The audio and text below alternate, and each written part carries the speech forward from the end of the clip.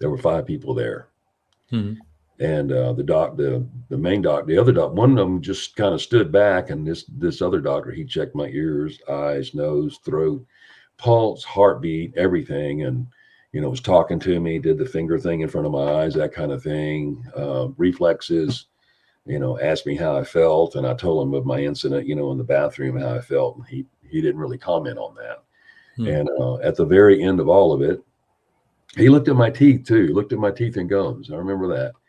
And which I thought was weird. And he goes, he said, I need to take a couple of skin samples from you. And I just kind of sat back, and I said, because I'm sitting up on this end of this table, and I said, excuse me? He goes, I need to take a skin sample, 2 skin samples. And I said, why? And he goes, well, you're sunburned. Huh. I went, what? He goes, your face is burned and your hand is burned. And I looked, and I didn't really think about it, but when I tapped my skin like a sunburn, I could feel it. And then I could feel my face. So here on the right side above my eye, he took 1 or 2 pinches of skin, just enough to cause blood to flow, and just put a small Band-Aid on it. And he did the same thing on the back of my right hand. And I never got the results of any of that, and I don't even have the paperwork from the actual examination. Would you think it was radiation?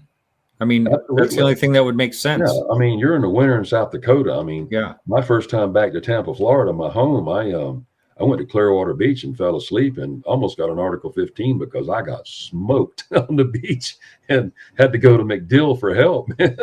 I got burned up pretty bad, but yeah, that was really strange. And and this weirdest part was, I was married at the time, and I couldn't explain this.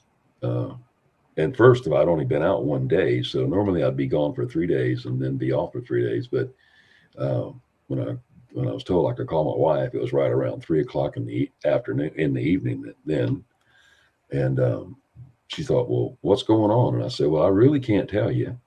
And I didn't. I mean, because I was told, I signed what I signed as a non-disclosure agreement that I would not discuss this in any way, that this was classified. And, and as Colonel Spraker says, classified top secret, but I didn't sign any, top secret document. I just signed a letter saying I would not discuss this with anyone, including family or whatever members. I remember that. And I signed it and printed my name and my social security number and my security police badge number, J4292.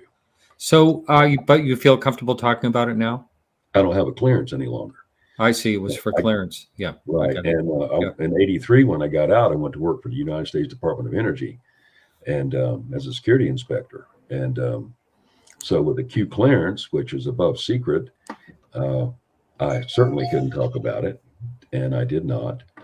And but I was questioned about it heavily a couple of different times. And it took me 8 months to obtain my first clearance. And then you're brought before a board of 3 to 5 people from the Oak Ridge office, and they in turn try to see what you will talk about.